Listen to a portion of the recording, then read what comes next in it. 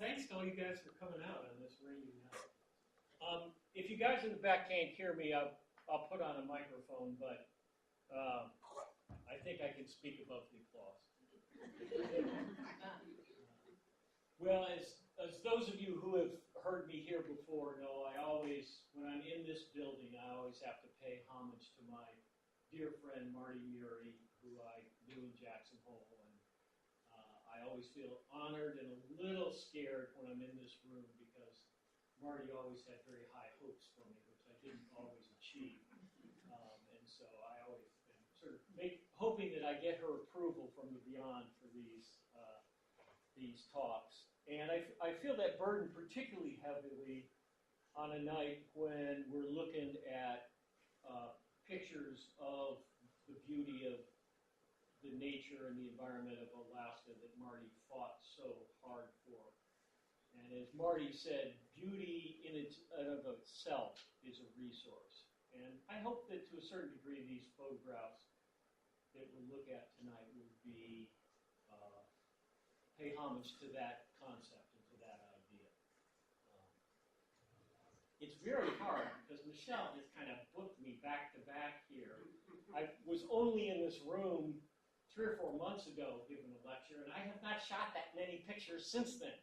So there's a few old ones in here that some of you, if you went to my show at the Well Street Gallery in June, you'll have seen some of these. But I've included some of Richard's summer vacation pictures, so you get to see what I've shot in the last couple of months that I actually don't know what I'm going to do with yet. But you'll see a few of those. What I want to talk about before we look at pictures, and for those of you who are just hiding out from the rain, there will be pictures. So you won't just have to listen to me. You get to look at some pretty pictures. I want to talk about the contemplative nature that photography can have. And now that we are all photographers and that everybody is taking pictures, I hope that I can inspire you to get beyond the point-and-shoot aspects of photography and use your photography to bring you closer to what you're taking pictures of rather than keeping you farther from it. Early on, for the few gray-haired people in the audience may remember the name of Colin Fletcher, who was a Welshman and one of the guys who sort of introduced to America the concept of backpacking without a cast iron frying pan.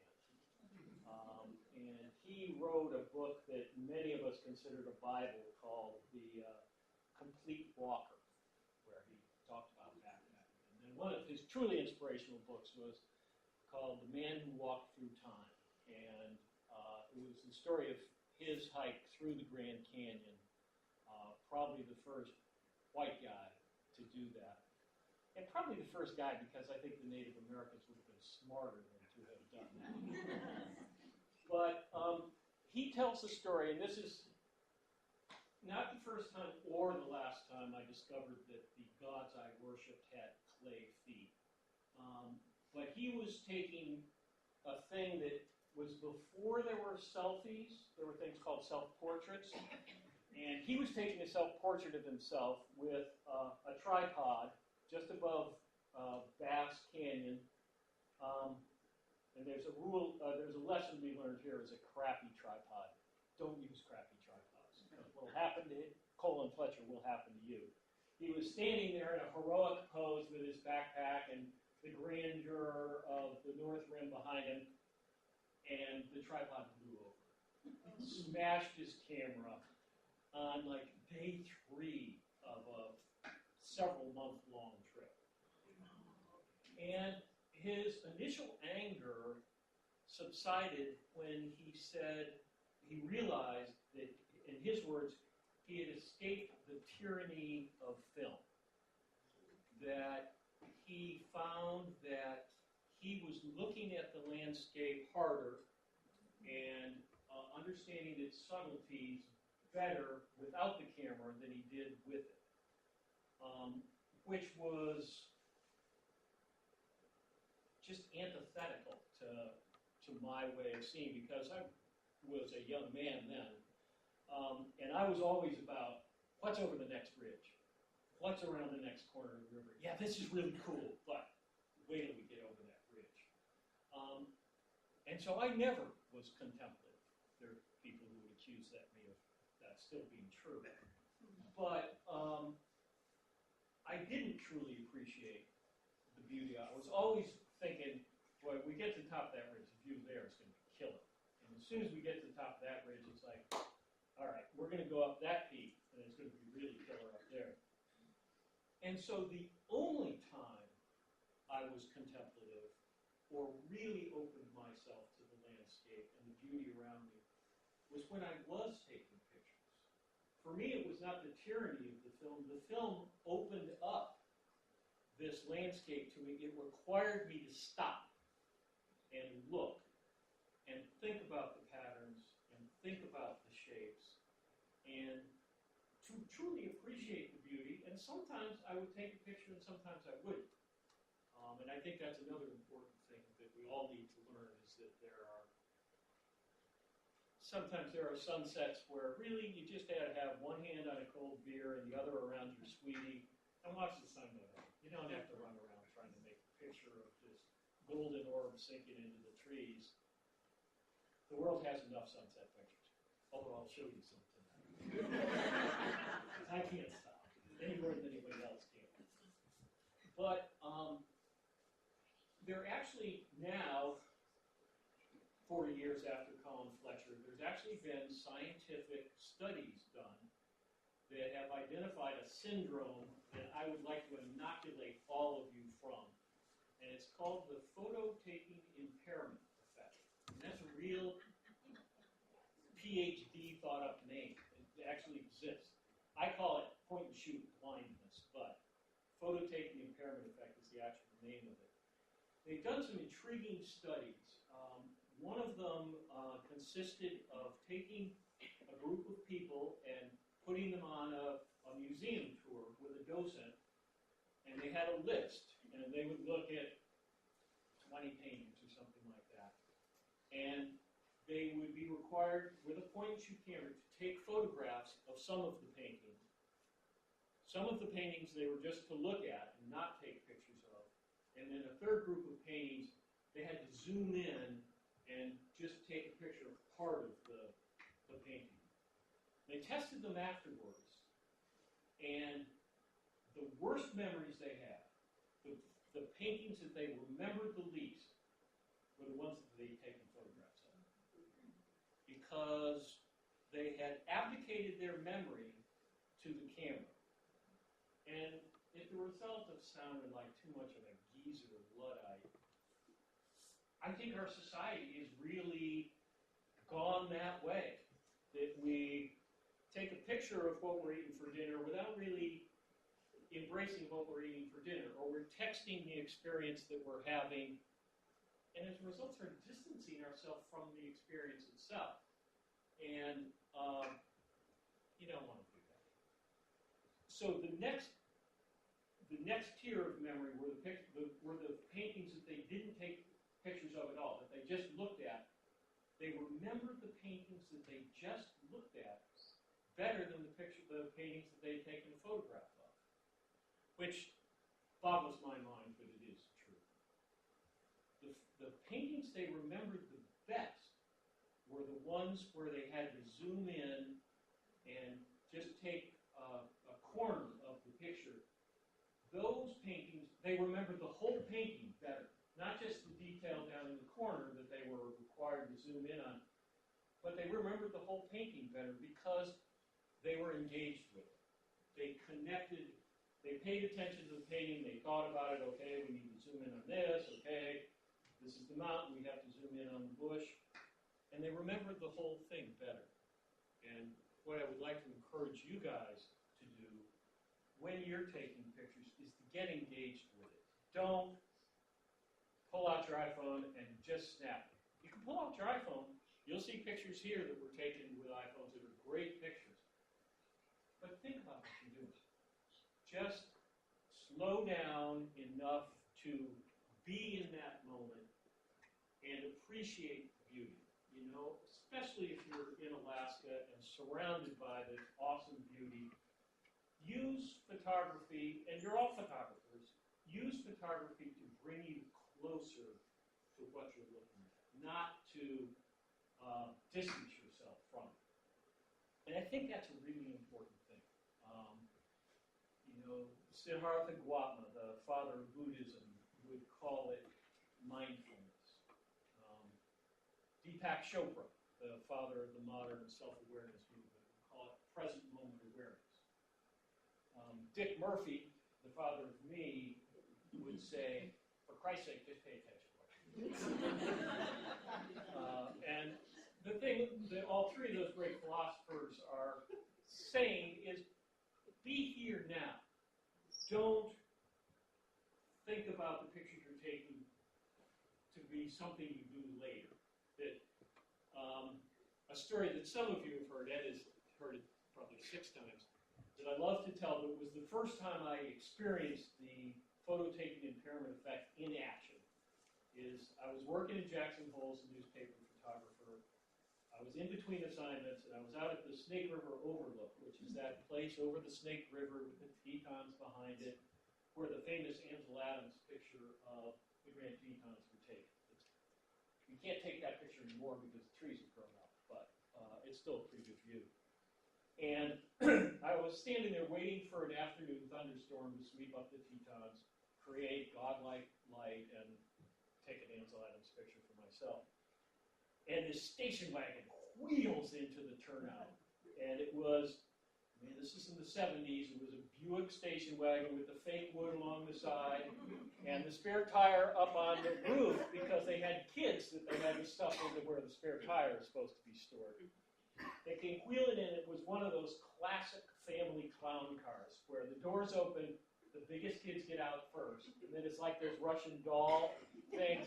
Each kid would be smaller and smaller until you got to the poor kid who was sitting in the 3rd seat in the back, you know, the one facing backwards where you get asphyxiated by the exhaust of the car seat. And that kid's always the last one out because his brothers and sisters beat him and drove him to the back. So they all pile out, and they were on what we used to refer to as the 10 national parks in 10 days tour. And it would be these families who come screaming, come through Glacier, they come down Yellowstone, they go to Grand Teton, spend the night, and then they go off to Candylands, and then Yosemite, and they would always say, is this Yosemite? No, this is Beatles of the Tetons. That was Yellowstone you were just at, Yosemite several states away. They come pulling in. The whole family piles up. They go up to the stone wall, as you're supposed to. They check out the view. Dad gets out the Super 8 movie camera and films the scenery and the kids and the whole family, and then they all pile back in and go wheeling out, heading for Jackson. And they leave a kid behind. There's like this 8-year-old boy, and he's the only one who gets it. He's standing there at the wall, looking at the view. I mean, he gets it. And for those of you who have children, 8 years old, most of them don't get the whole view thing. And the river was too far away to throw rocks into. And he's just standing there looking, and I'm terrified because this is before I had children, and I was terrified of children. Now that I've had children, I'm more terrified. And we're kind of a long ways away, and I don't know what to do with this kid. This is sort of the beginning of ruining my day. I've got an assignment to go to, and I suddenly feel like I'm the ward of this 8-year-old. So he's just sitting there gronking on the view, and then I go over and talk to him, and he was completely nonplussed. I guess that maybe this wasn't the first time he's done it. And I'm thinking, this is before cell phones, and, there's no rangers around. I don't know what to do. But then I see screaming back at the station wagon comes whipping up, wheeling into the turnout. Mom rolls down the window and says, Billy, get in the car. You can look at the view when we get home. And as ridiculous as that sounds, a lot of people do that. A lot of people, you see it in Denali all the time. They pile out of the bus, they snap a picture, and right back into the bus. Got it.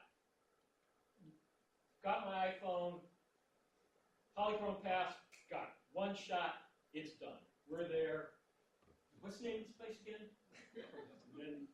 And they think, oh, we're going to look at it at home.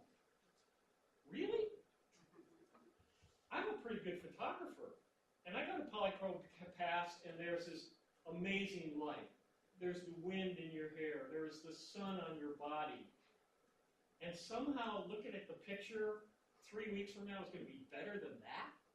Come on, that's crazy. So when you're looking at these pictures, I would just encourage you to think about how you take pictures and to embrace the beauty that you're viewing.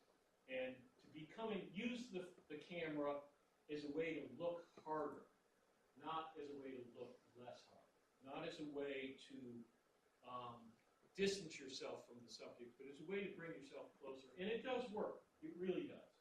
And you will find out that your photograph then are just tiny memory jogs to bring you back to remembering the wind in your hair, the sun on your face, and the feeling of being there. So you don't want your photographs to take the place of that experience. You want it as a bookmark for that experience, not as a replacement for it. So if you get that, I'll be very happy. It's going to get really dark. If you want to sit down, now would be a good time because it's going to get black because it's the only way. I have not mastered the Murray Auditorium.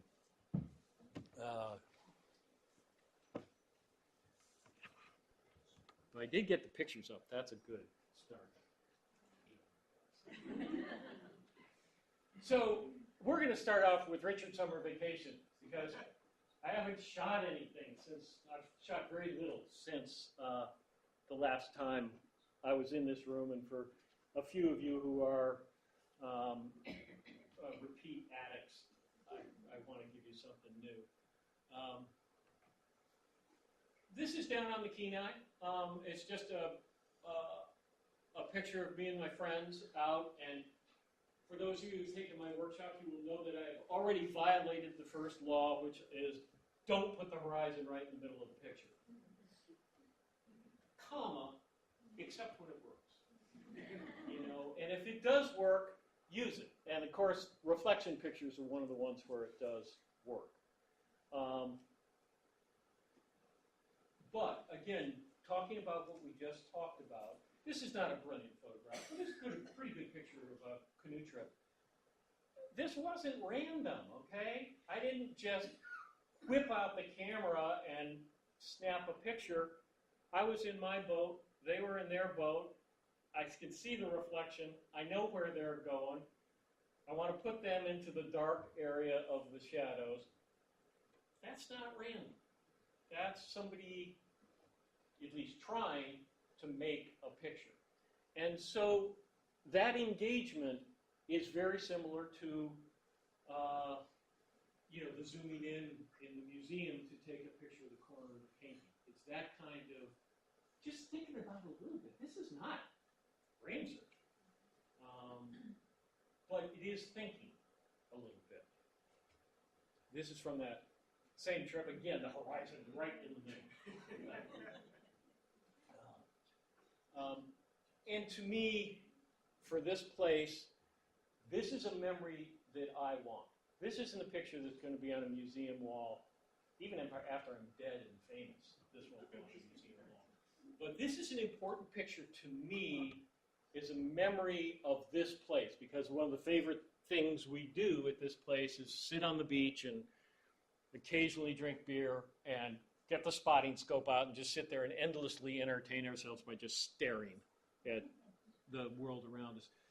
And so for me, this picture is an important picture, not because it's a brilliant photograph, but because it's a really good memory bookmark for how peaceful this place is and what we do.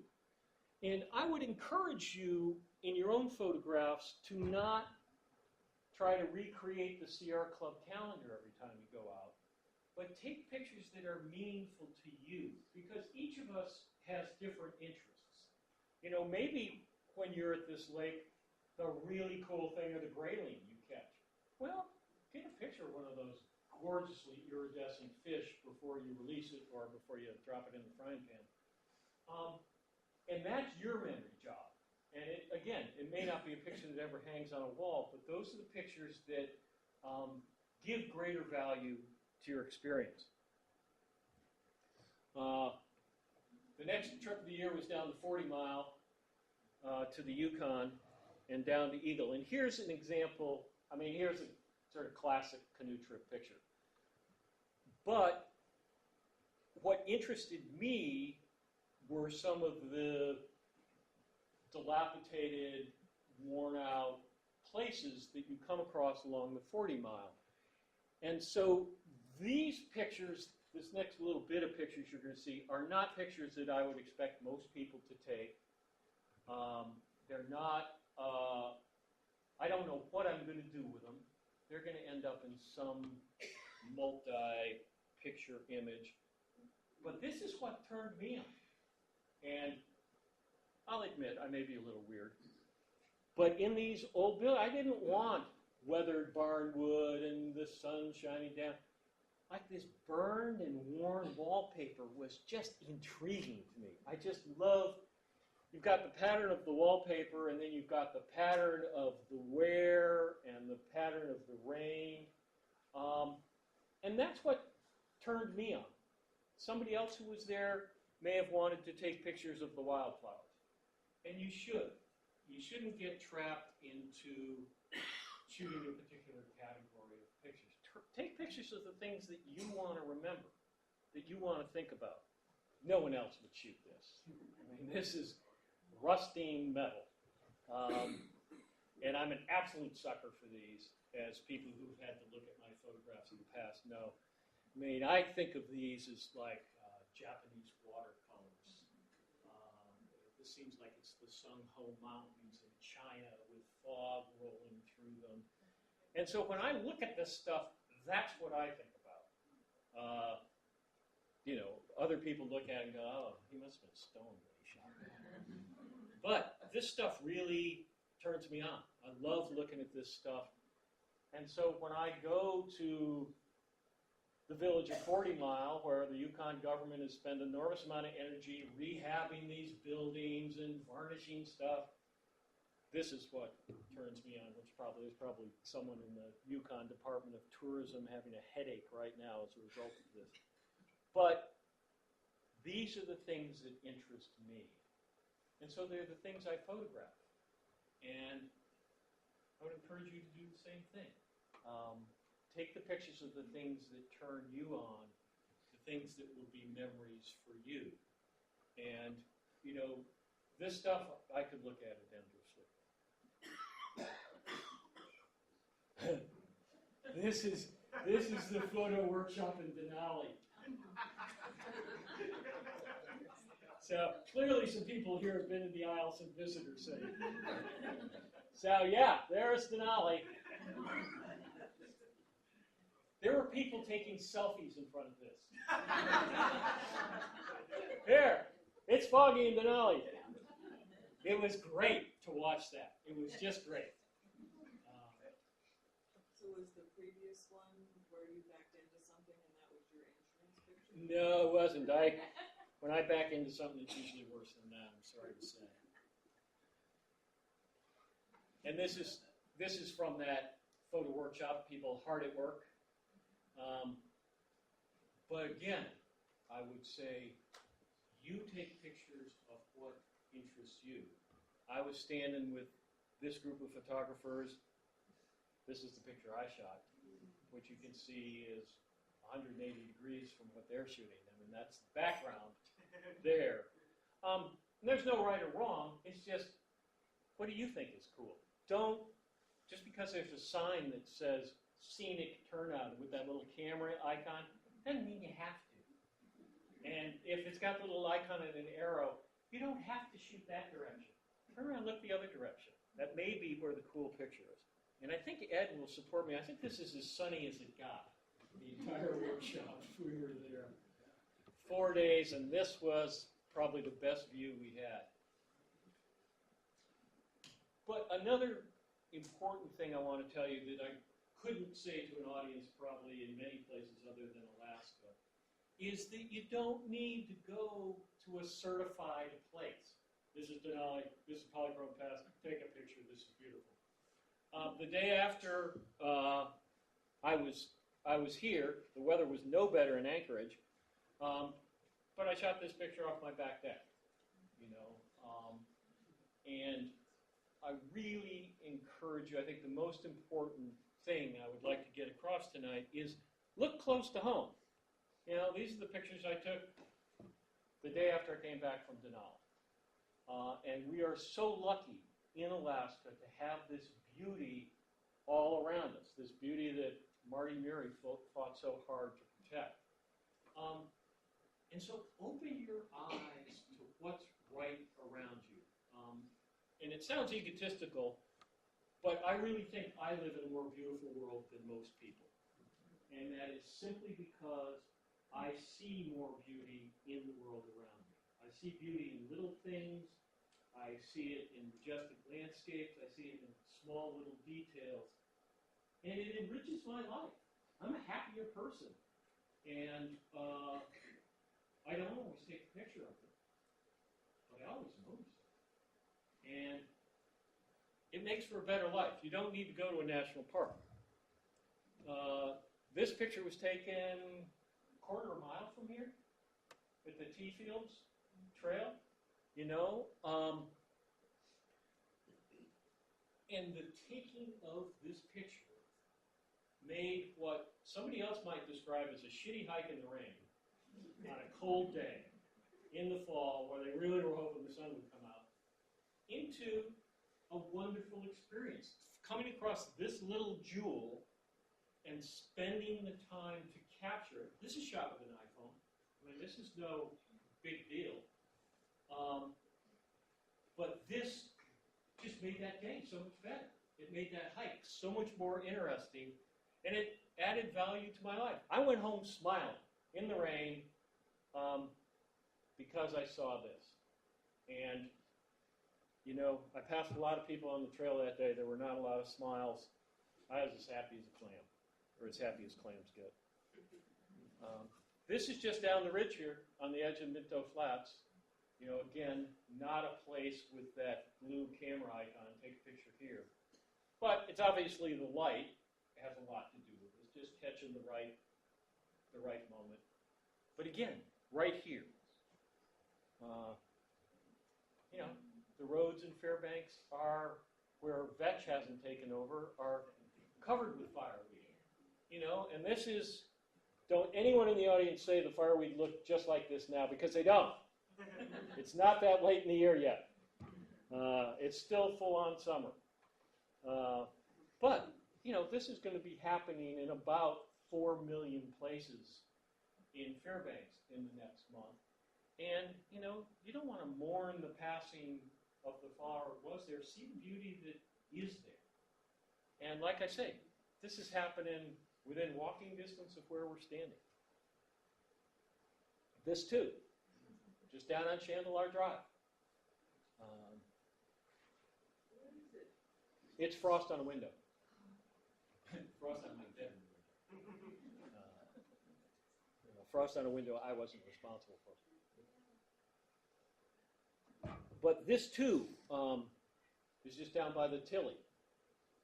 And again, and I'm sorry to beat the same horse all night, but I've only got so many horses in my corral. To me, as someone who has come to Fairbanks, one of the truly cool things here that I think is largely ignored is in the winter, especially up here on campus, you've got these marvelous frost-covered trees, and you think about the standard view of trees in winter, whether you're talking about a Robert Frost poem or paintings of winter, it's always these black, bare branches against this white backdrop of snow or sky. And that is the standard cliche tree in winter picture. Here you guys have the exact opposite. You have these wonderful white trees against this deep velvet black background. And, you know, it's not another shitty dark winter. It's something really cool. And you should appreciate it, you know. And I think, again, going back to that, being aware of the beauty that's around you, you don't just stuck your head in the hood and stomp off to the next warm place. See what's happening there. See what's happening right around you. And to me, it's one of the beautiful things about Fairbanks. I love being here when there's good hoarfrost and cold, clear nights. It's so cool. I think it's great. You know, my cameras freeze up, my fingers freeze up, but this stuff. Okay, now I need some help here. This one, again, I wasn't going out to shoot pictures of this. I came across some pulled up cabbage leaves by the Tilly on my way to Smith Lake where I wanted to find Ark. But I like this picture. I need to find out what you guys think. What do we think? Oh, glad we all agree. Is the color, is that real? Yep, the color's real. That's the real color? Yep, everything you see here is real. It was gorgeous freaking light. It was early in the morning. This water had just that minute turned from frost to water. It was in the fall, and the sun had just cleared Birch Hill and was just hitting it, and it was that color. So, the color is black and white. For which is better, or What you like. What you like is what's better. That's all that matters. You picked the wrong one. But where I was really going was down to Smith Lake, which I think is one of the really cool places in Fairbanks. And again, these are things that I think most people don't look at. You know, it's first freeze up. The ice is just on the lake. Yes, I did fall through this day. But it was well worth it. And I've done it enough times I wasn't completely surprised. But again, you know, it's not about the beauty that was there in July. It's about the beauty that's right there right now. This was in October. And again, I would just encourage you to be sensitized to the cool stuff that's happening around you. To me, these look like constellations. It's like, I think it transcends methane bubbles in an almost frozen lake. I was. And then I was walking in the almost frozen lake. And I knew it was happening, but it's like, what was it? Ulysses, was it the sirens? Sort of just pulling the ship closer to shore, and I just, get out there, and I was doing this. These are with an iPhone, too. And I was going like this. And when I was out there, like that, crack, dropped right in, over my boots, of course. But it was worth it. Now, these are some pictures that some of you may have seen in the Well Street show. It's been kind of a project of mine to try to build a little narrative into my photographs, try to tell a little bit more of a story. And at a recent show, I read one of the best artist statements I'd ever read by Kes Woodward, who said that he hopes with his paintings that people can get a sense of how he felt at the time he did the painting. Is that close enough to paraphrase? I've never done that. I've never been able to achieve that. I was really pissed off this day. I wanted to go skiing, and it was, again, one of our horrible recent winters. This is in Anchorage, and this is a skating rink. You could, even with spikes on your feet, you could barely keep your feet. So I was pissed off. I was just going out to get some exercises, and I was angry and frustrated, and then I stumbled on these beautiful gems of preserved plant life in the melting ice, which, despite my crappy attitude, I couldn't go past them, and I became intrigued by them. I was every bit as angry when I came back, but I had some cool pictures to go with it. So I have not succeeded in sharing my emotional reaction to this landscape because it looks much prettier than it felt at the time. Of course, you don't really feel the wind in this picture. You do feel the wind in these pictures. Again, this is Anchorage winter. The wind, it's a 4-day storm in the Ides of September in, I think, 2012.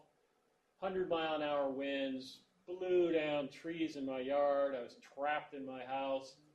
But I had to go out and capture this, you know. And again, it's not in the national park. It ain't going to make the Sierra Club calendar. But I really wanted to remember that weekend in some detail. And for me, these pictures do that. The wind is a difficult thing to photograph, so. But to me, this helps capture what I felt at the time. And I think that's something that's achievable for all of us to at least take pictures that remind you of the emotion you felt at the time. I think it takes a true, brilliant artist to do a piece where other people can understand what your emotion at the time was. I'm still working on that, but I'm a young guy. I got time.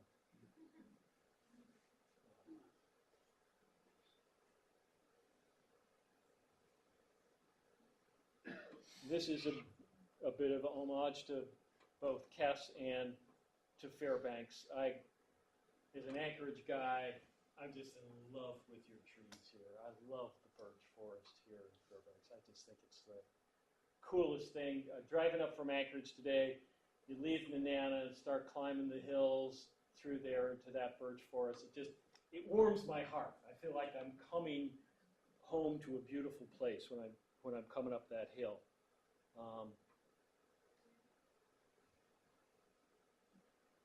Yeah, if you were a major league ball player, you could hit these whale bones with a good thrown outfield throw from right outside the building. These are whale bones out over by the museum that I just stumbled on one night. I thought they were so cool, such neat patterns. But again, you know, this ain't a certifiable thing. This is not beauty. These are a bunch of whale bones on pallets in the brush, abandoned, hidden from view. Totally cool, magical, really neat thing to see. And I have a greater appreciation for these whale bones because I spent some time with them. And they walked into the museum, and I asked the young ladies at the desk what they knew about the bones, and they said, "It's a whale." Okay, got it. This is another project that some of you have seen some pieces of. Many of us collect rocks when we go places, and you think, this is the most beautiful rock I've ever seen. I am always going to remember where I got this rock. And you put it on the windowsill, and 2 years later, you can't remember if it's in the Grand Canyon or the Brooks Range. Sort of looks like sandstone, but I don't remember where I picked it up. And I sometimes travel in the company of park rangers who frown on the collecting of artifacts in national parks. And so this is one way to keep it being thrown into prison, was to take pictures of these cool rocks in the place where they were, to give them meaning.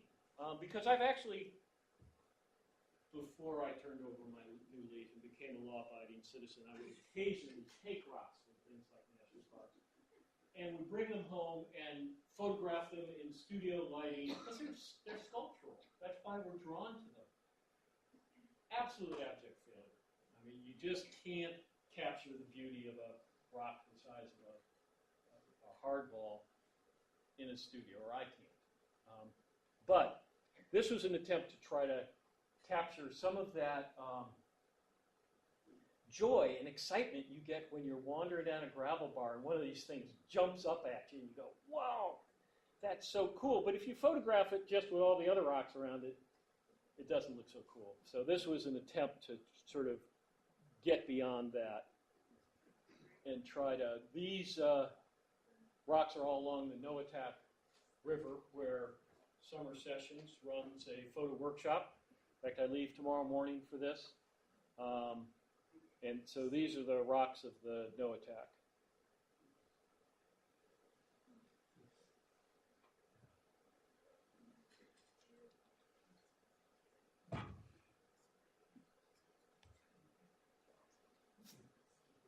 And I was bad-mouthing sunsets, so I have to show you some of my sunset pictures.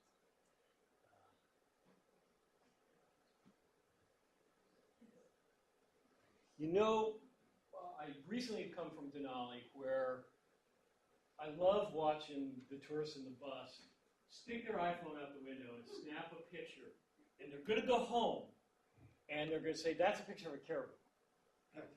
See, no, down in the corner. No, that's a bush. Down there, that black spot, that's a caribou. This is just what they look like. And there's thousands of them. And they wander around this Denali Park, that's where they live. And there's thousands of them, you usually just see them in groups of 2 or 3. The guide told us all of this. And they seem to mostly just procreate and graze. They just are always wandering around grazing. And they eat some kind of lichen. The guide told us what it was, but I don't speak Latin, so I don't remember what it is. This is my version of that. This is Brooklyn. And down there in the corner, those are genuine Brooklyn hipsters. Not the watered-down version you see around here. These are real Brooklyn hipsters. And there's thousands of them. And you see mommy hipsters and daddy hipsters and tons of little baby hipsters. It seems like mostly what they do is just wander around, procreating and grazing. And the person who was guiding me through this told me the food that they graze on, but I don't speak French, so I don't remember it. But this is my Denali bus picture of Brooklyn.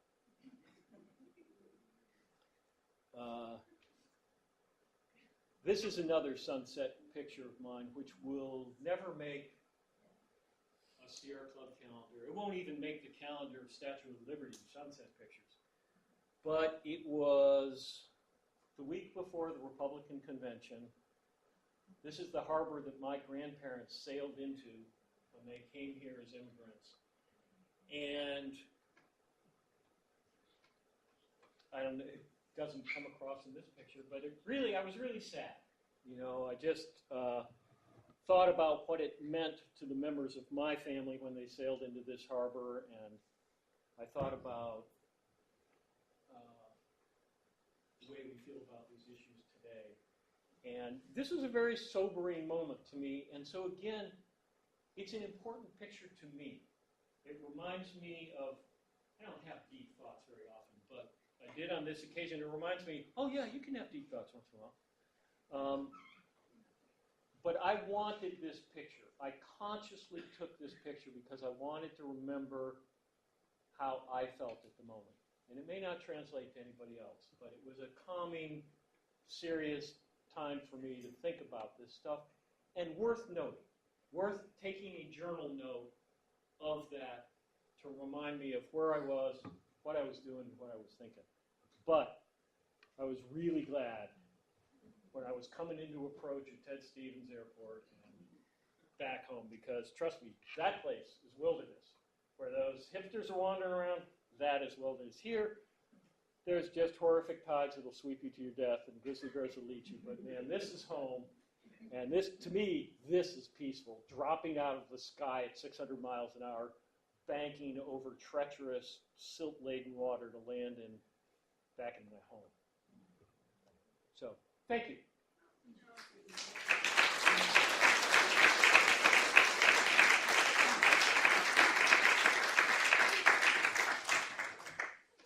if you want to leave, you can leave.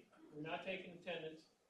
If you want to have some questions, I'm happy to stay here as long as you want. My flight doesn't leave until 6:30 tomorrow morning. I'm willing to stay here. So if anybody has any pictures, questions about anything, about photography or anything else. Yes? When did you first start in taking photos and get into the artistry of the photographs? Well, there's plenty of people who argue that I haven't gotten into the art of photographs yet. I started working for a living taking pictures when I was 17 years old. When I first started chasing ambulances as a high school kid with a camera. So I would say that's when I started to take it seriously. So I've wandered away from it and I've wandered back, but I've always been as long as I can remember. Statue of Liberty, where were your immigrants' family coming from? Because mine is the same. Give you one guess. I have no idea. I'm just curious because mine The is. Murphys from Ireland. Oh, Ireland. Okay. Oh, okay. Somebody else had a question. Yes, young lady. When do you decide when a photograph is going to be black and white? Most of my pictures in black and white. I kind of Well, that see, doesn't appear. I kind of see in black and white, and something has to, you know, something like this kind of light has to happen to sort of turn me around. And that's probably just a result of my history. You know, that most of my career, I shot color film or shot black and white film because that was what I could process. The newspapers I worked for ran black and white. And so I developed the habit of seeing that way, and I still do. I don't consider myself a very skilled color photographer. And the photographs I'm drawn to of my own and the photographs I've drawn to by other people tend to be black and white.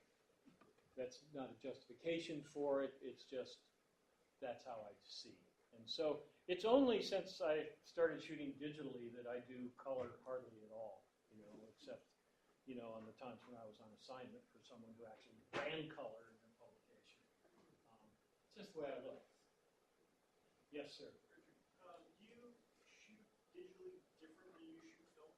Or do you find that once you made the digital transition, do you find your approach to shooting has changed? No. Other than Because thinking about like the limit of 24 or 36 in a roll on film, which causes you to slow down. it does, and I think that I became so inured to that because I always had to process my own film. So I thought about how many rolls I was shooting, and so I got in the habit of shooting carefully. And so I just, you know, I'm old. I don't lose my bad habits, and apparently I don't lose some of the good ones as well.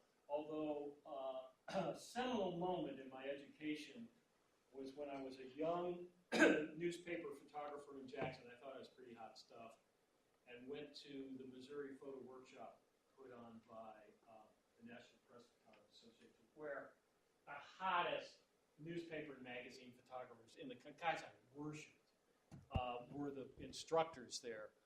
And you would shoot your film during the day. You had an assignment you were supposed to shoot. I was, doesn't matter what I was shooting. You shot your pictures, turned them in, they processed it, and then they chose what pictures they would show on the screen at night. You had to own up to it. And they would purposely pick your worst picture. And they would throw it up there and they'd say, "Why the hell did you shoot that?" And we were like, "Well, you know, 5 frames later I took a really good shot." But they're like, "Hey, if it's a crappy picture, don't take it. Don't clutter up the world with crummy pictures." Also, I learned much later on that if you're not your own photo editor, the photo editor will pick your worst picture. So really, just shoot the good ones, you know, and leave the others. And I think that's part of the contemplative thing. Look, think, take the picture. Don't go, oh, that's golden was. Bam, bam, bam, bam, bam. However, I will say that with the iPhone, I have developed a much more loose way of shooting. So I would say that I shoot differently with the iPhone than I do with my big cameras. It's just a less, not less deliberative, but looser, more casual. It's a wider lens, and I really like the pictures I shoot with my phone because they are a little less tight. Do you go through and delete a lot? Pardon? Do you go through and delete a bunch? Yeah, I throw out the bad ones, which I really encourage you to do because, boy, it fills up computer space really fast. Yeah, throw out the crummy ones. We all take crummy ones. You know, you don't want to be draconian, but there are pictures you're never going to love. So get rid of them because the more bad pictures you have, the harder it is to see the good ones. And that's really true. You can have some gems in there that are kind of buried because they're surrounded by so much dross. Yes? What kind of software do you like to use for your black and whites? I don't like using software. I hate computers. But I use Photoshop is what I use. Yeah. And I'm not here to sell Photoshop. It's just what I know, and I don't have enough brain cells left to learn more than a couple of programs. I've gotten pretty good with Photoshop, and so I like it. You know, a lot of people now are using Lightroom and find that that's completely sufficient for what they want to do. But I tend not to, you know, most of these pictures I didn't work on very much. But I tend, if a picture's going to go up on the wall, I don't do it in Lightroom. I really buckle down and get in there with Photoshop and really work it. Because I don't produce a ton of pictures, but the ones I do produce, I sort of try to tune as tight as I can. On the multi-panel shots, what are the thematic or compositional elements you use to arrange it? How do you decide you got, oh, the tree goes down here, the leaf here? Well, that's one of the cool things about digital is you can move that stuff around. And there isn't a single one of those that I didn't, is that true? Well, except for that first one of the icy trail leading up, and that's the only one that as soon as I had the picture, I knew exactly what I wanted to do. All the rest of them sort of moving the tiles around until, for a reason I can't explain, they kind of fall into place or seem to work for me. The elements sort of work together. You know, I haven't had any formal training. I don't even know the right words to describe that stuff. I don't speak art. But you get those pieces and you move them around, and then sometimes you go, you know, this one doesn't work. Try something else.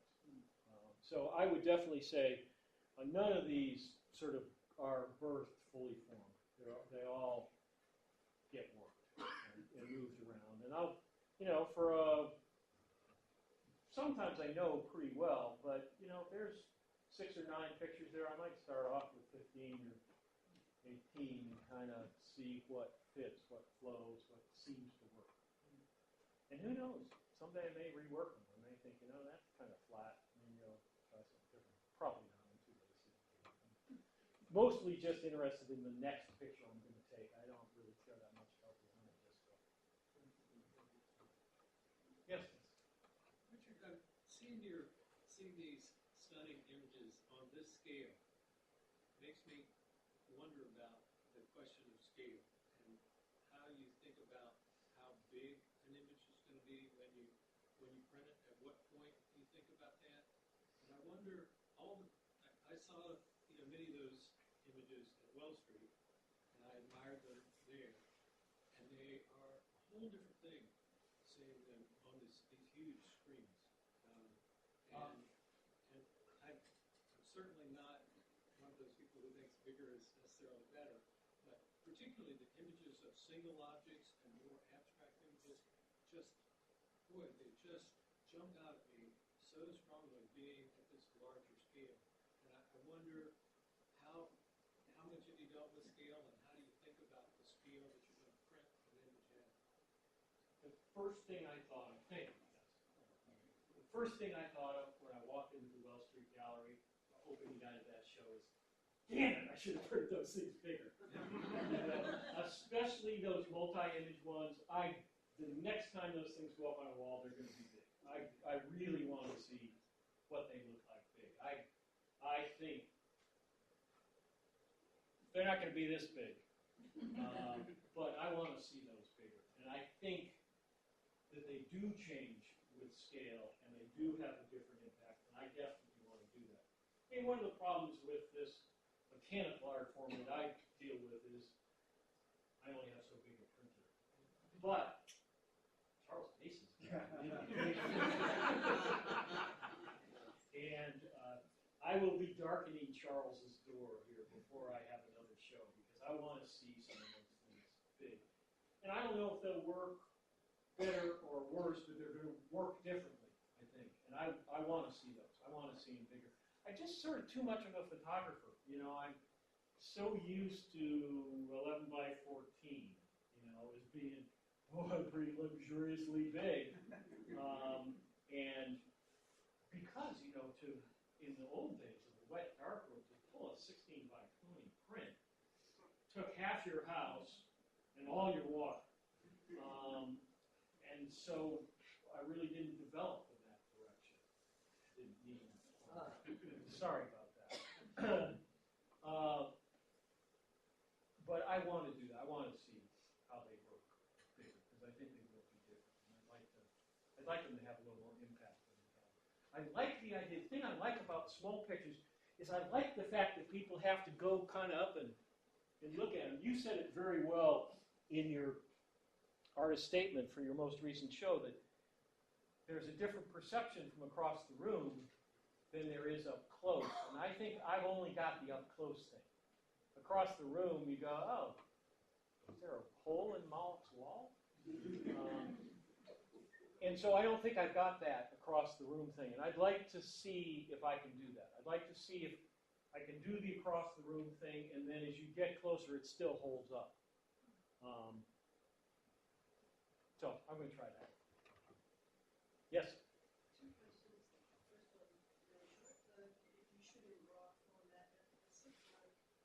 What are you doing to save your images so that you have access to them in the future? I do shoot raw, which, for those who don't know what raw just means, shoot a picture with all of the data in it, everything you capture, which makes for bigger files, creates some storage problems sometimes. Well, I save them to a hard drive. That's what I do. And when I left Anchorage to come up here for the Denali Photo Workshop 3 weeks ago, there were slurry bombers coming low over my house to bomb the forest fire on the ridge just beyond me. And the one thing I took out of my house was my hard drive. I brought it down to a friend's and left it there. But are you making multiple copies of at least some of the ones that you really don't, I mean, those external hard drives, they're 10 minutes contained. And it's like we're going to have to keep updating and updating in the future. If we want something 30 years from now, we used to be able to have it on paper or in a negative or slide if you protected the slides very well. And now we may not have access to, we may not be able to, there may not be something that could read it in 30 years. I hope I'm living for my pictures in 30 years. I hope that's a problem I face, but you're absolutely correct. I keep them on multiple hard drives, and I'm hoping, as far as I know, the hard drive is the best, most secure way to save them right now. I do have a handful, a small handful of images that I burned onto those, I don't know if they're made out of gold or unobtainium or something, discs that are really expensive. I burned stuff onto those, so I've got sort of a double thing. But life was simpler when you just slid them into a glassine envelope and made sure that the cat didn't pee on them. You know? Much simpler day, and I miss that somehow. Anybody else? keep technology from getting in the way of your shooting? I see a lot of discipline in the way you compose your pictures, you mentioned the mechanics of it, but going from film to digital to whatever's next, still involves seeing and using that tool. How do you keep that technology from getting in the way? I think it's hard. I think it's hard. I used to have Nikon cameras that were made unchanged for 10 years. And you knew your camera like you knew the most intimate parts of your life. And it was much easier. Frankly, my big old Nikon digital camera, I don't know how to use 2/3 of the stuff on there and have no desire to. But it's all about looking through the viewfinder. Well, actually, the first thing is looking at the world and seeing the picture and seeing the light and seeing the texture, and then looking through the viewfinder and making that happen. And I basically try to keep it as simple as possible. And I think that's the key. I think that was the key with film. I mean, it's a technological art form or communication device or whatever you want to call it. And so, but in any two-dimensional art form, there's technical crap, whether it's brushes and paint, or what kind of gesso you use on your canvas, or what kind of pressure you use on your lithographic plate. All of those things play into it, and I think the best, I think this is true, that the most accomplished artists, through a process of elimination, find the tools that work for them and are not endlessly buying new kinds of brushes or looking, changing things up constantly. I think you sort of find things that work for you and keep them. Like, I don't buy a ton of lenses. I find things that work for me, and my challenge is to see. And I try to have technology play as little part of it as, but it's hard. There's some folks over here who have questions. Yeah. I guess my question is kind of out of context of this talk, because most of this has been slow down and watch what you're doing. So harkening back to your ambulance chasing days, where the situation is changing rapidly. Do you have any points or takeaways for doing stuff like that? Yeah. I mean, that's how I made my living for a very long time. I would say that anticipation is a really big part of that. At least conjuring up what you think is going to happen next. If you're at a ski race, don't have your camera set at a 30th of a second so that you then have to go change it. You walk out the door with your camera set somewhere near where you want it to be, so that you're not starting from zero when you decide you want to start taking pictures. And there's the world is actually more predictable than it appears to be. If you're paying attention, you can anticipate some of the things that are going to happen. If you're shooting sports, for instance, and you're going to shoot the Beethoven run, well, you don't go to the start and then start figuring it out. If you're being paid and are supposed to come back with good pictures of this running race, what you do is you go around the race route backwards. You go around it backwards to see what it looks like coming up the Yankovic Hill. Is that a good shot? What's in the background? And so when the race starts, you're not running around crazy trying to find the picture. You already are anticipating where you think it is. You're often wrong, but it's a really great starting place to know what you're going to do or to anticipate what's going to happen. Here's a trick for you, which I learned from a Sports Illustrated photographer. So you're shooting a ski race or a ski jump. You're standing there.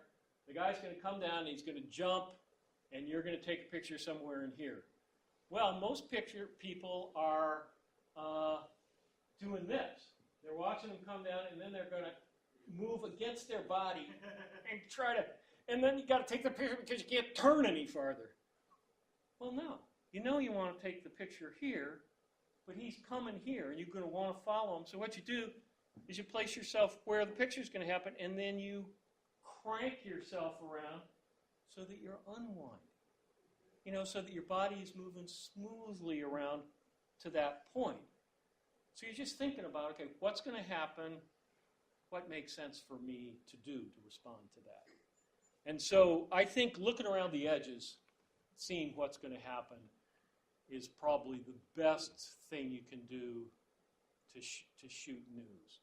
I was lucky enough to have the president of the National Press Photographers Association at a barbecue, my house the other night.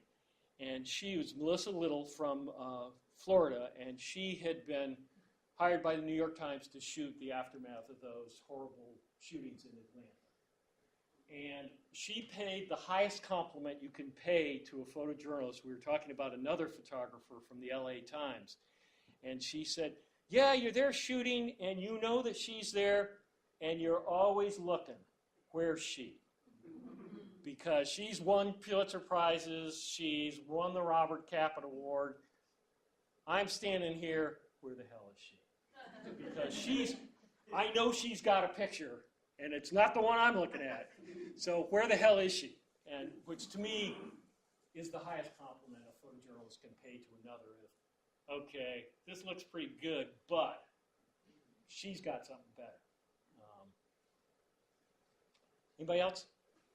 Yeah. I wanted to ask if you ever see the Newsminer.